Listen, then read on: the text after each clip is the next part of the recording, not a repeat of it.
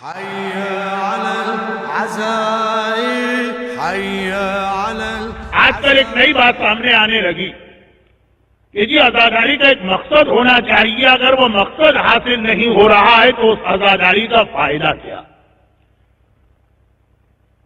اس جملے کے دونوں حصے غلط ہیں۔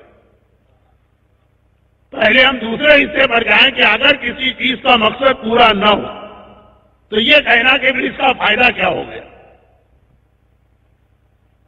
یہ تو غیر مسلموں یا ہندوؤں کی طرح کی ایک پوجا پاٹ ہو گئی، یہی غلط۔ اب اسلام نے ہر عبادت کا ایک مقصد بیان کیا، لیکن اگر نماز کا وہ مقصد حاصل نہیں ہو رہا تو اس کا مقصد یہ نہیں ہے کہ آدمی نماز چھوڑ۔ روزہ لعلکم تتقون، تمہیں متقی بنانا، فرض کیجئے کہ کوئی آدمی متقی نہیں بن پا رہا تو وہ روزہ رکھنا چھوڑ دے کہ ایسے روزے کا فائدہ کیا؟ پورے اسلام کے تمام واجبات پورے فروع دین کے اوپر ایک کراس لگانا پڑے گا اگر اس فلسفے کو ہم مان لیں۔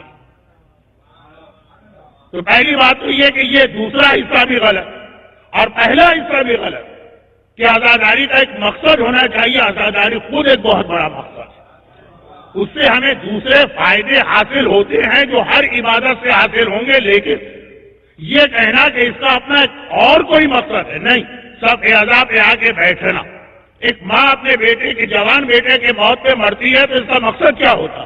کوئی مقصد نہیں۔